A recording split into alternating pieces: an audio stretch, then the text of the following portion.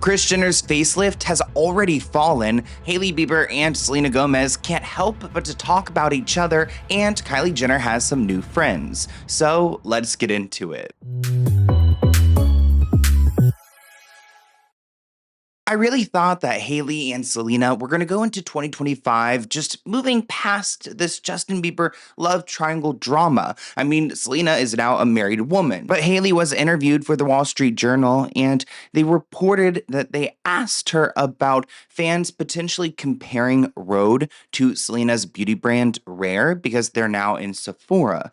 Hailey's publicist, though, interjected and said, skip the question. But Hailey, she could not help herself. She said, it's always annoying being pitted against other people. I didn't ask for that. When people want to see you a certain way and they've made up a story about you in their minds, it's not up to you to change that. But it didn't end there because the Wall Street Journal is messy for this. They asked Hailey if she feels competitive with other brands at Sephora. She said, quote, I think that there's space for everybody. I don't feel competitive with people I'm not inspired by. Explaining that Hailey feels the most competitive with herself. Let's be honest, the world has been instigating a feud between these two. I saw a bunch of Sephora employees happily taking down the Rare beauty signs and replacing them with Hailey Rhode. So people have looked at Hailey like, hey, why are you even talking about this? She actually had to send one of her spokespersons to TMZ to clarify that she was not talking about Selena. She was talking about brands, not a particular person. They insist that Hailey did not discuss Selena in this article and that the quotes were not in response to anything involving Selena.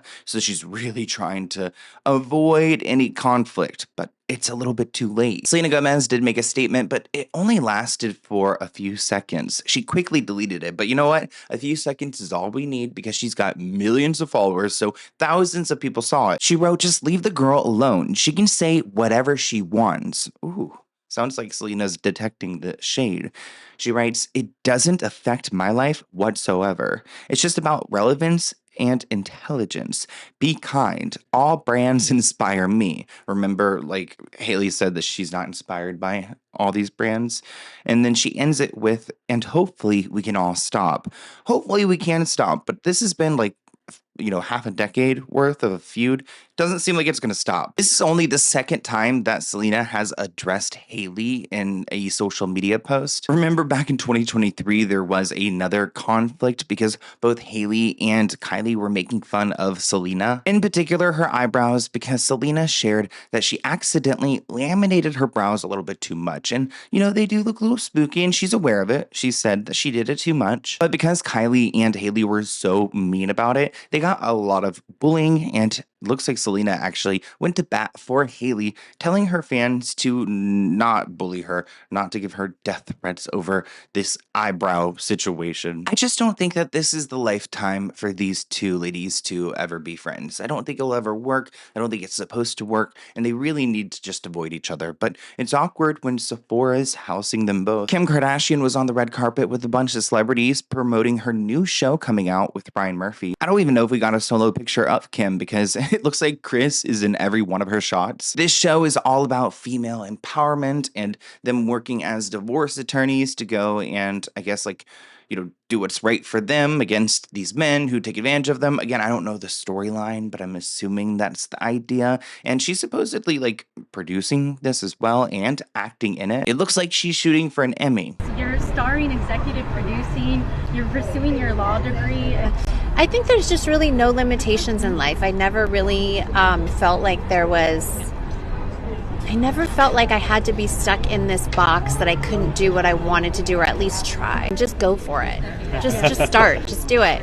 Somebody said KRIS really needs to let Kim live her life by now. That's probably why Kim's not married, because they all know each other's beef. I did see this video of Kim and KRIS on the red carpet, and you guys cannot tell me that Kim's face right here doesn't look like she wants to tell her mom, get off, mom. Why are you holding my arm? This person wrote, Kim's get your hand off of me. I thought KRIS was standing next to a wax figure of her daughter, which does look like that. Now, unfortunately, KRIS went viral for all the wrong reasons because some people are accusing her facelift of falling. Somebody said, "You don't understand the concept of angles and lighting, do you? Of course, her face is going to look less snatched with overhead lighting and a low camera angle." But this person said that her face is scrunched up like a crumbled piece of paper. Now, there was a video going viral after she was spotted on the red carpet. TikTok, you're so shady, of this doctor explaining what's going to happen to KRIS's face after she starts to settle into her new skin. That it looked super snatched and looked amazing for the Bezos wedding, but that it was going to fall and it's not going to look that snatched forever. It's going to like settle. Is that true? She went ahead, she had a SMAS tightening facelift, okay, from this doctor in New York.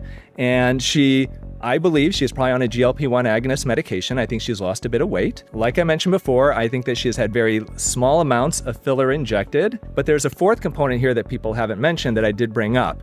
She's in the sweet spot after a facelift surgery. So my guess is that she is about 2 to 4 months post-op. And when you do a lift, everything you lift up, the skin initially is tight, it's a little bit swollen, the wrinkles are smoothed out. If you give it time, 3, 4, 6 months, things relax, skin stretches, especially in somebody who, I think she's 69, I think. That skin is going to relax and settle, and I bet you give it about 6 months from now, you'll start seeing that she looks a lot like the older KRIS that we, know and love, and less like the version that we saw more recently. You know what? When it comes to the Kardashians, you have to see them in person because it really is just, a family thing. But I haven't seen Khloe before, and you know what? I'll have to say, she's kind of more like in the middle of these two pictures. I was excited to see that Jessica Simpson was on the red carpet because she's going to be featured in this project. She hasn't acted in a very long time, and I think she surprised herself because she's typically hired to go and play like a ditzy blonde role. And she said that on the red carpet, and she was really happy that this was something so different. And I'm curious to see what she's going to look like with all these prosthetics on her face. Was stunned. I did not expect it. I wore a lot of prosthetics. I had botched plastic surgery. It was empowering to know that I could do it.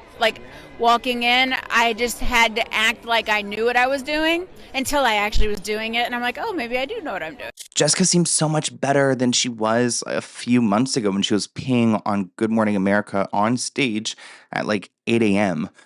This person says, she seems like she's in a great phase of her life. She's always been very likable. Oh, mother is back. She looks so good. She looks happy. Another Ryan Murphy verse masterpiece is coming, and good for her. She looks great. Let me know if you guys will be tuning in. If you guys didn't see my Let's Get Into It podcast, definitely go and check that out. But we spoke about Kylie Jenner coming back with a relaunch of her brand. She just had the party in West Hollywood and she was dressed up in all pink. It seems like she's trying to channel 2016 all over again. But I saw a lot of this was trending on social media because she met up with some people like her cousin, Alabama Barker, and this streamer named Wendy, who is very liked and popular right now. So it was a strategic move for Kylie to meet Wendy at her party. Because Wendy is a streamer, we got to see her and Alabama Barker interacting and them even riding down to the event. I'm gonna text Kylie.